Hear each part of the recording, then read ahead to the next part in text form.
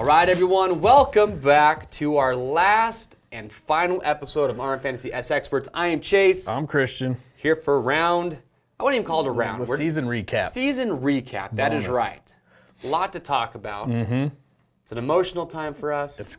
It came fast, man. It comes faster every single year. But we're going to recap Las Vegas, talk about the championship, and then we're just going to give a ton of killer stats for the entire year. And stick around because for the season recap, we've got a very special guest caller this week, Weston Peick. Yeah, I'm pumped on that. The man who broke Frederick Subaross's frame. Yes. Let's get right into it. This is our race recap. All right, Christian. Las Vegas has come and gone.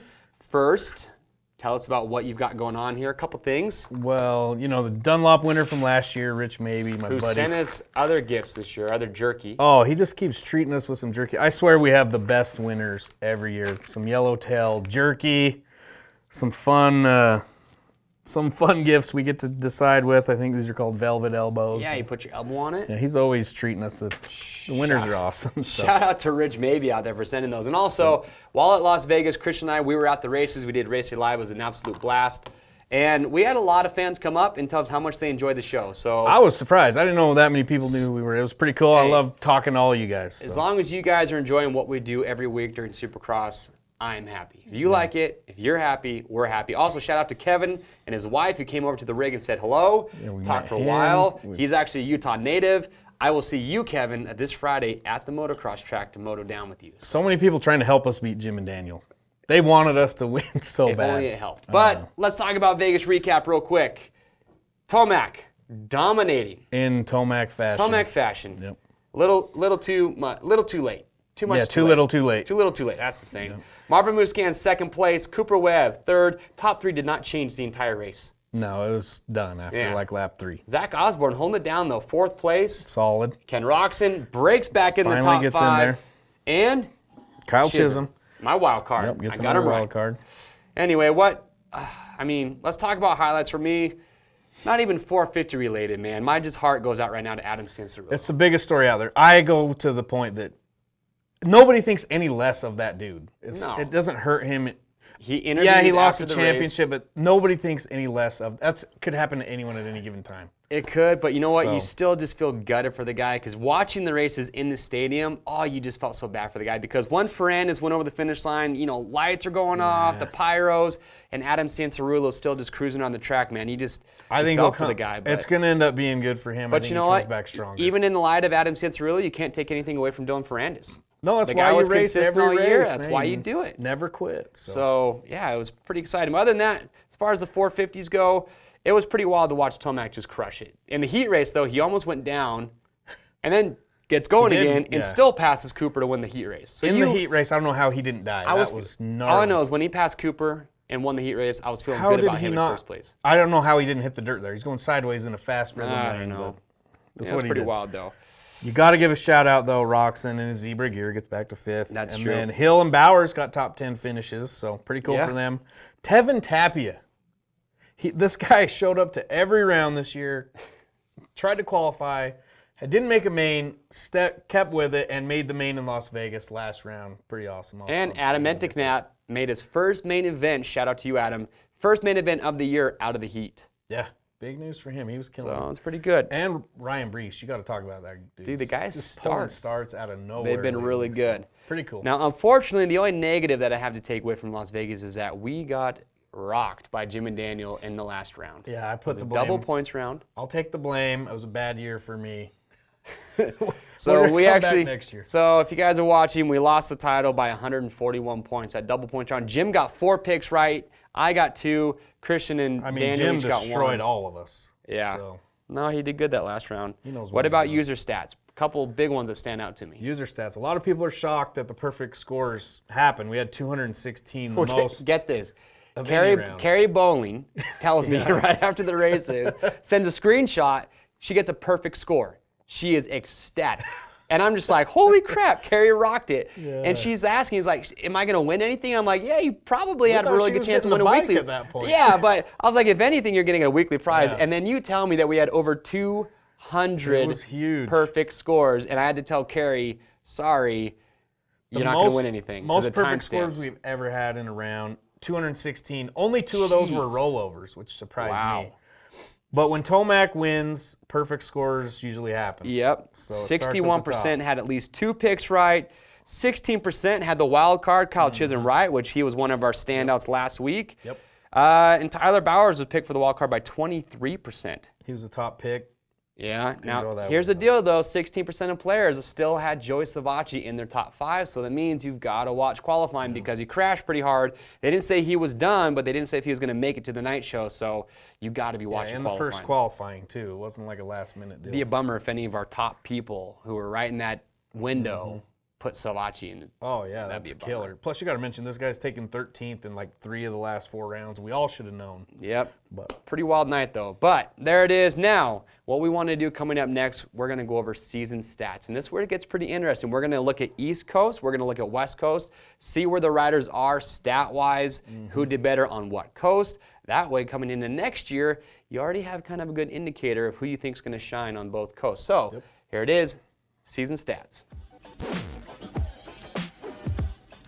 before we get into season stats, we kind of jumped the gun. We had ROCZEN and Osborne swapped. So ROCZEN took 4th, Osborne 5th. Yeah, that's right. Sorry.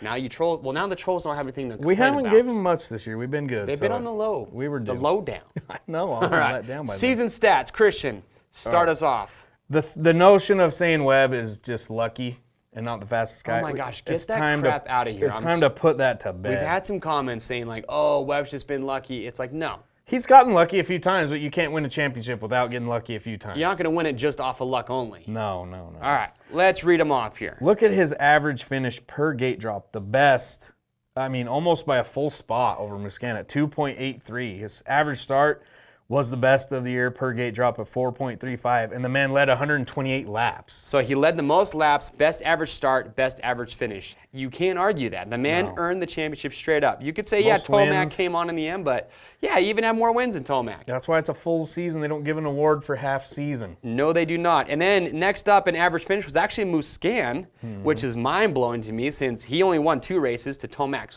6? Yeah. It's because he was more consistent, where But- TOMAC fell back Yeah. a few more times than MUSQUIN His average did. finish, though, was 3.48. Average start was 4.4, just behind Webb. His average qualifying was 3.29. Him and TOMAC actually tied in average qualifying.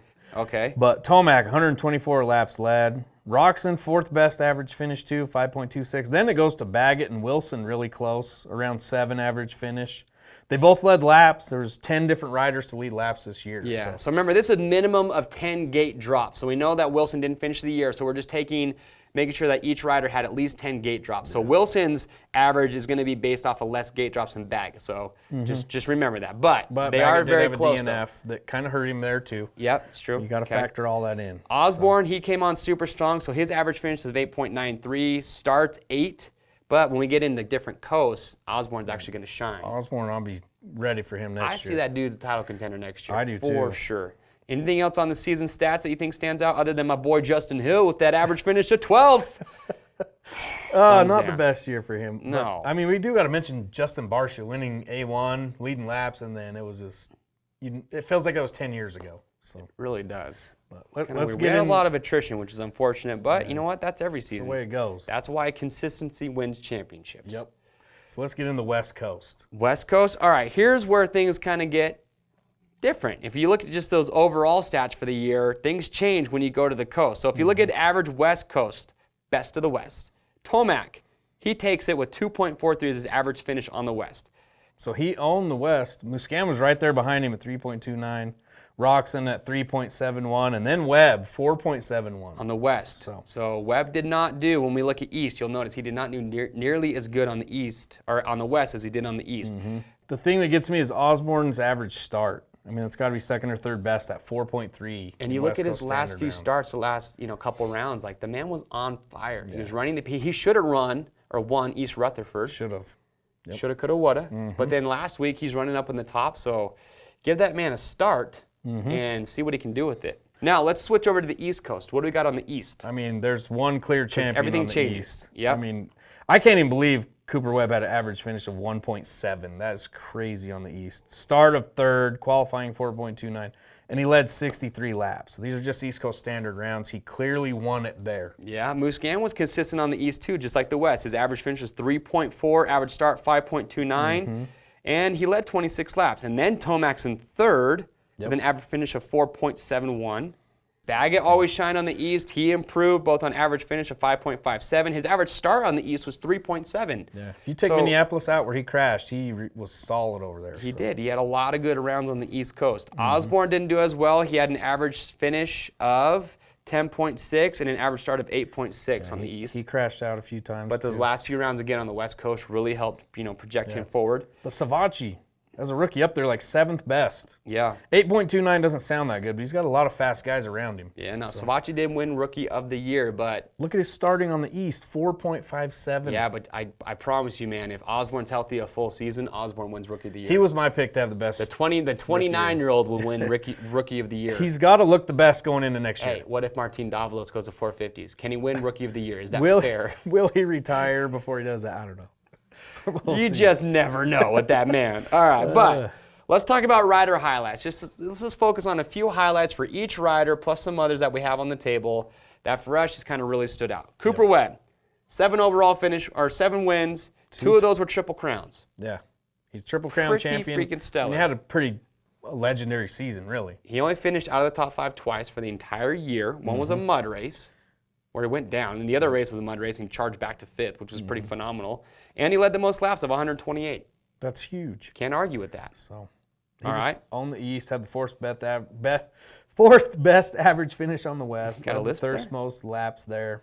And I think it's pretty. He led laps in 9 of the 17 rounds. So more than 50% of the races, he was leading laps. I mean, he's in first a lot. It's hard to, yeah. That's not luck. Yeah. So Eli Tomac, he won 6 rounds. He won 3 of the last 4. So we started to see the Tomac that we saw the previous years. Yeah. But I'll tell you what, though, if the guy got the bike figured out, coming to Supercross next year.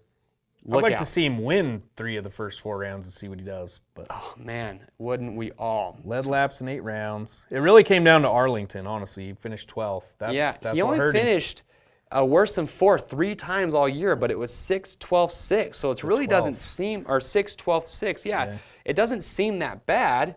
But when you've got Webb, who's just staying right there, podium every weekend, basically, it's like you're not going to beat him. I'm wondering if they do the fantasy rules where you drop maybe your lowest scoring round, how tight it makes things. If you take that 12th away from Tomac, he's probably within a few points really coming close, down to Vegas. So I wouldn't be too upset about that. All right, but Tomac led laps in 8 rounds, so same as Webb. One less round than Webb. Yep. And really, it just boils down again, his starts. And when Tomac had little things go wrong, he just couldn't seem to push through it and make his bad nights a top 5. The one thing that I do stand out this whole year from Tomac's win, he started 11th in that Triple Crown and came back and won. Yeah, that was a shortened cool. race. And then he won one of those and just dominated. And then a side note, the dude won 2 LCQs this year. Well, the LCQ he won, he went on to win the main. Remember that? That's right. Pretty wild. All right, well, how about your boy Ken ROCZEN over here? Ken ROCZEN, I don't care what anybody says. I don't care where he finishes, what happened, if he won a race. As long as he stayed healthy. I'm just glad this dude didn't miss a round. And I think, honestly, that's kind of something in his mind. I think a lot of us were expecting ROCZEN to win races, but I also think that he in his head was like, you know what, I just got to make it through healthy. Yep. Get me through this year. Let's go on to outdoors. I'm going to come back next year just swinging. I don't see much bad to focus on with him. Yeah. I think he had a really good year. He was really close to winning 2 races, lost them on the last lap. But he did have the 4th best average finish per gate drop. That's not bad. That's way good. So he's led laps in 4 rounds, did a lot better on the West this year. And he, like I said, lost two wins late to Cooper. What really surprised me is that Ken ROCZEN led 55 laps this year without a win. I don't think anybody saw that coming. That Pretty was crazy. wild. MARVIN MUSQUIN only had 2 wins on the year. A lot more people expected more out of him, but I think we started to see that trend of he's going to qualify probably in the top 3 and then finish 1 or 2 spots away. But in most cases, it was 1 or 2 spots back or right where he qualified. He couldn't beat Webb and Tomac at the same time. Nope. He couldn't beat him in the same race, and that's what kept him in, 2nd and 3rd range. He finished 2nd or 3rd in 10 of the 17 rounds. Yeah, and he had pretty much the same numbers on the East and West. So he was just always right there. Like East Coast, West Coast, Standard, Triple Crown, they're all like the exact same numbers. I mean, he finished out of the top 5 3 times. He had an 8 and 2 6s, but he still was well back of Tomac. Yeah. So I mean, you can bank on him getting about a 5th place start and finishing 3rd almost every race this year. yeah, So the question is, has he peaked? I don't know. I don't see the competition getting any easier for any of these guys. All right. So Let's talk about Blake Baggett real quick. got his first win. Got his first win of the year. He was a little inconsistent as far as he'd be there one week on the podium, the next week he'd be back outside the top 5. So he was definitely tough to know which Blake Baggett you were going to get. But if you look at his stats, yes, he won his first race, which is awesome in Glendale, passed Anderson straight up for that win. But the hard part was he finished 10th or worse 3 times. He had a 12, a 15th, and then he had that DNF. So it was a better year for him, but I still expect more out of this man come next year. I see him be faster next year. I see him being a beast in outdoors this year too. All right, but what do you want to do about Zach Osborne here? So with him, he finished the year on fire. Just took a 5th place. What did he get in East Rutherford? 3rd? 2nd. 2nd. Should have won that race. This man, we're going to talk about him next year for sure, but I think he's going to come out swinging. I mean, yeah, he's finishing in the top 10 the last like 5 or 6 rounds. His starts were in the top 5 there for a bit. Yeah. No worse than 7th for a while. So I like Zach Osborne. He was my pick to have the best rookie year. All right. I'm sticking to it. Now, some riders that we just got to mention real quick, because I know, is Joey Savacci. Rookie of the year. Rookie year. He had several top 5 finishes. I expect him to have this year done, to bounce back next year, be even stronger. All right, and then Dean Wilson. Unfortunately, the man who leads, 15 laps at A1? You think he's going to win the race, then he kind of fades back? Thought he had it. Yeah, so Dino was pulling, right before he got hurt, he was putting together a streak of good finishes. He was getting better starts. Really good. So, but what's nice though is that Dean is going to ride outdoors for the Rockstar Husky team, which means he'll stay in shape the entire year. He's going to have that support. So definitely Dino, I can see him. He might be on a different team next year because you never know. But I see him having a strong season next year as well. 4 top 5 overall finishes this year. Had the 6th best average finish per gate drop. You can't argue with that. 6th best. Yeah. Wow. And he had a podium finish in Houston, which was Triple Crown. So Yep. He's good wherever he goes. Some other shout-outs, Justin Barsha, he won A1 after that. He only had one other top 5. Big disappointing season, in my opinion, for Barsha. After he won A1, I thought for sure he was going to be a contender the whole year. Yeah, I got Barshall Lawed a few got Barshall times. Law? I mean, you got Barsha Flew. Your boy, Cole Martinez, shout out to him. I don't know Broken why. femur. But Hey, he he was having here. a solid You year just love before it. he went out. He's coming back strong. Justin Hill, not my boy. Doubt we're going to see him on a yellow bike next year, unless JGR unless they have no other option. I don't know. What do you guys think? Does Hill deserve a factory ride next year after what we saw this year? What do you guys think? Who's going to switch teams? I want to see people's predictions as far as where you think a rider's going to land next year, because that's probably one of my favorite things to talk about is all the conspiracy theories. Christian, you know all about that. I've heard of them, yeah. Okay. What you think is going to happen with riders and team next year? Then you got to lump Brayton and Reed together, the vet class. I mean, both of them had one top 5 finish this year each. They both missed time due to injuries, but respect. But you know what's to those interesting? guys. Brock Tickle, from what I hear, his suspension's 2 years. He's already done about a year and a half or something. Could be back he next could year. be back next year for the last few Supercross rounds. Got to get ready for that. Oh, yeah. All right. Like I said earlier in the show, we got a special guest caller this week, Weston Peick. Unfortunately, didn't get to race this year, but hopefully he'll be back next year to race when we talk more about him. But let's get him on the phone. Here it is, Between Two Berms with Weston Peick. Shout out Weston Peick. It's our boy. All right, everyone, so we have him on the phone. This is Between Two Berms with the toughest man in motocross and supercross, Weston Peick. Weston, how are you doing? Oh, not too bad. Hanging out. Right on. Fresh out of surgery. Just chilling. Yeah, I just had another surgery. So you're up to like 4 or 5 surgeries, you were saying, right? Yeah, I've had 4 surgeries and about 30-something hours of surgery, so I'm pretty stoked on that. Well, how is the recovery process going? We've seen some interviews, some people out there been watching, but kind of give us a little update on how things are going and what you plan to be doing throughout the rest of the year.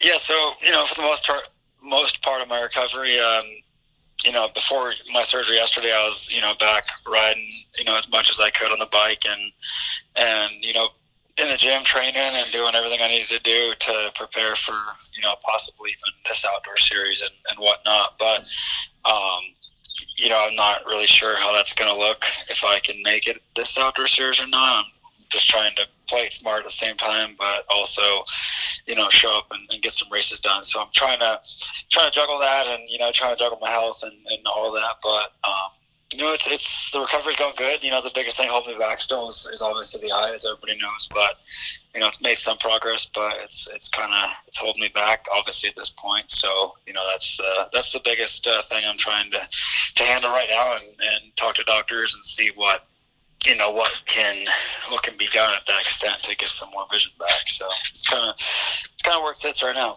Right on. Nice. Cool. Well, Christian brought up a good point earlier. We were talking about you, and he said, should we ask Weston if he apologized to the ground yet when he crashed in Paris? I mean, Weston is just I wouldn't want to get in a tussle with Concrete Weston. and nails for breakfast over here. So. Yeah. Definitely the Dude, toughest it's dude funny out is the there. ground didn't even take the abuse. I think the dude's bike that hit my face. Yeah. Did you apologize to Subaru? Yeah. The bottom of a Suzuki frame crushed me. Yeah, I mean, that was freak accident, perfect scenario. I don't want to see what it do to a lesser man.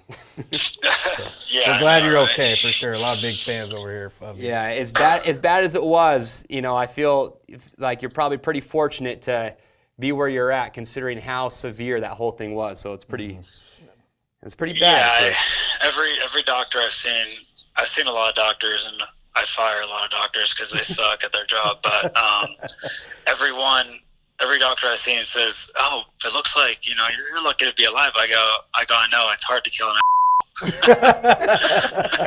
and then they get a good laugh out of that. Oh, right on. Yeah, no, it's funny. I guess it is what it is, man. I guess it's just fortunate enough to keep on walking another day. Yeah, keep pushing, man. So I know we're all pumped and hoping to see you out there, whether it's this year or next year at some point. I think everybody wants to see Weston Peick back on a motorcycle. Oh, yeah. So, Weston, I'm trying for it. Yeah. So you just saw the whole Supercross season wrap up. My question to you is, what stood out more of a surprise for you? Would it be maybe Ken ROCZEN not winning a race, TOMAC not winning the championship, or maybe Cooper Webb, who you could almost say not dominated, but definitely he had it under control. Yeah, for he had a it while. under control the whole time. What would you say? Yeah, man, there's so much that went on. I mean, I attended more than half the races, and I was pretty shocked at a lot of things that happened and didn't happen. And obviously, I had my money on TOMAC this year, winning the championship, because he showed signs in the beginning of the season of being consistent and not making those dumb little mistakes. But then he started doing that in the middle of the season where he made mistakes, and I'm like, come on, man, like, what are you doing? And this and that. And then obviously ROCZEN, he's in a tight spot because he had a bad injury. It's not easy to come back from that as well. And then the confidence and I know he's having a couple of other issues here and there with health and whatnot. But I mean, the dude's fast, and I mean, any given second he can win. If all the pieces are in the right place. But I mean, I think moving on to Cooper, the dude's got raw talent. I've ridden with him quite a bit in North Carolina and California, and I've always been a fan of him. On his 250F days when he lived down the street from me, but he impressed me. I was shocked. I didn't. If you would have asked me at round 3 if he would have won the championship, I was like, no. But he's what he showed the most this year was consistency and being able to handle pressure from anybody on the track. It was like he didn't miss a mark out of all 17 rounds. He was spot on week in, week out, and rode his ass off, and it showed that he's been putting in the work, and obviously the new bike's working for him great, and it just shows, I mean, everybody's got a different riding style for a different bike. Not every bike's going to work the same for everybody, and I think he found his niche, and I'm pretty impressed with Coop. He showed that consistency this year. Right on. Now, going into next year, do you think Coop, would you put him at the top as a title favorite, or do you think TOMAC, he went on this roll at the end of the year? You think he's going to come back next year, he's got the settings, the bike figured out? Would you put him back on top, or do you think Coop's the guy to beat at this point with that confidence he has? It's tough. I wouldn't compare Cooper to Anderson any type of way, coming off your first championship into the next year and fumbling and making mistakes in that side of it. I think Cooper will still come out just as strong, but at the same time, I think Eli's fast, and hopefully he can figure it out and put them races together, because that dude's got raw talent. You know, he's got raw speed, and on his good days, nobody can beat him. He's like a James Stewart back in the day. You know, when he's on, and no one can beat him. But you know, the flaw is that consistency on his side, which he shows a lot of it, but when it really matters, it seems to fall apart. But anybody can win next year. MUSQUIN, ROCZEN. You know, it's a long season. You know, we've seen plenty of red plays before. So. Well, I'll tell you what I want to see next year is that number. Are you going to be 18 again next year? I hope so. I don't even know what's going to happen with that since I got hurt. I didn't get any points this year. So regardless I'm not sure, of the number, we need to see Weston Peick up on the box winning heat races. I'm just saying, last year. my best fantasy year was last year, or 2 years ago when Peick was in there. Yeah, I was nailing him in the top 5 all the time. Every week you were the top 5 guy for sure. Yeah, nice to see him out there. So those get annoying after a while, because you're like, right what on the hell is going on? Like, can you do better than 5th place or 4th place? Like, you like look at the results at the end of the year, like, how do I pull off 8 5th places, 4th places, but no podiums? You're like, this is. Well, hey, man. That's just racing. You know, it's a stacked field, and it ain't gonna get any less. So. Well, hey, we know what you're capable of, and I think all of us here, everyone watching and listening, I think just our biggest wish for you is we just want to see you back on a bike. Get on the bike, make your progress, and come next year, we want to be putting you in our fantasy, talking about you again. Yep. Yeah, no, that's the goal, you know. So I'm thriving to get on the bike and race again and compete and doing what I can do to get out there. Right on. Well, if anybody can do it, it's gonna be this toughest man in motocross, right there. That's right. Well, hey, Weston, hey, best of luck to you in your recovery as you get ready to start riding again. And like I said, we want nothing more than to see you out there racing next year. A lot of big fans over here for you. So thanks so much for calling in and giving us your time. All right. All right, man. Good luck. We'll talk to you soon. All right. Talk soon. All right. Bye. See ya. that dude just scares me. Just the way he He's talks. just the toughest dude, man. Like, what the F am I doing? He walked by me one time in the pits, and I was like, whoa. He's just a broad, strong dude. He's got the biggest shoulders ever. Yeah, like no dirt bike track handles him. He handles that dirt bike track. Dude, it'd be so cool. You want to talk about a comeback story. You've got Ken ROCZEN, you've got some of these guys like Cole Seeley. Pike's just another one of those riders that could just make a huge splash. And I mean, with how bad his injury was, for him to even ride a dirt bike already, to me, I'm just like, I can't even fathom that. The toughest athletes in the world changed my mind. Yeah, it's I'm just pretty saying. wild. So, pretty cool to end with Weston Peick. Yeah. Thanks to all the guests we've had all year, too. Yeah, all the riders. I mean, we had a lot of good guys. Will Hahn, Chris Bloss, who killed it this year in the 250 West Blake and Baggett, 450. Justin Bogle, Carrie Bowling, shout out to her for calling in. We've had so many great callers. Bloss, all those guys. Yep. So next year, Adam Enticknap, don't forget, and I can't wait to Jeff see who we talk to next year. Yeah, and trust me, next year we want to step it up. We want to have more riders call in. So, but now we got to talk about it because there's some awards that need to be given. So let's give them out. Awards. Let's give out some awards here. Wild card champions. We had multiple riders take it twice. Who do we got? Seeley, Barsha, Hill, Wilson, and Bogle.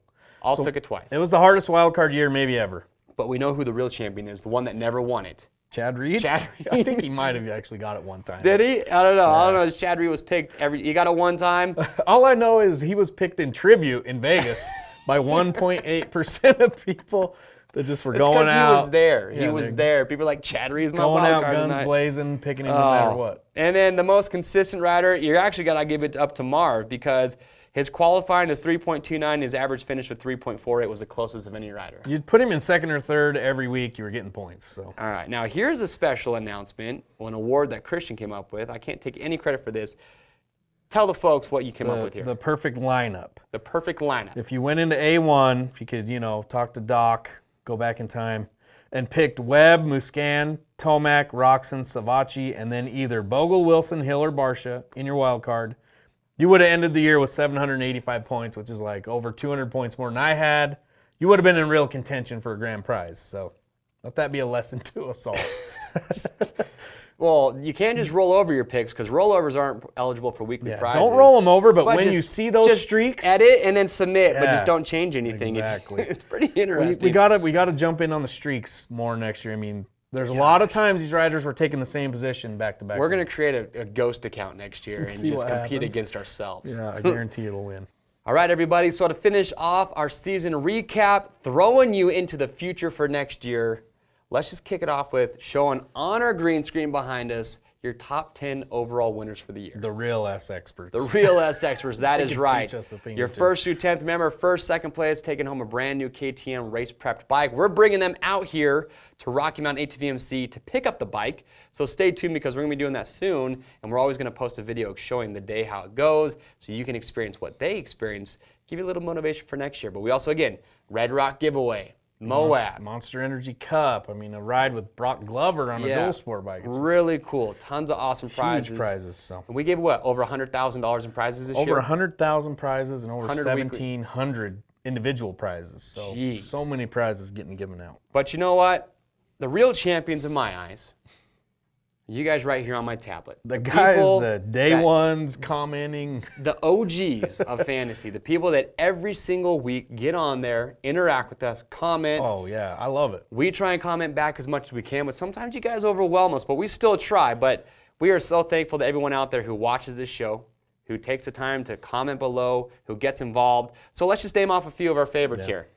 And if we don't mention you, don't take it personal. We have love for everybody. But we don't have time to name off every single person, but we're going to get as There's many a as lot we of can people. here. I mean, I think we take them back sometimes when they bring it up. We talk to them. They don't talk to us. We that's just true. Like to talk fantasy. Justin Payton, one of the OGs, Always there, yeah. always there. Giving us good stuff.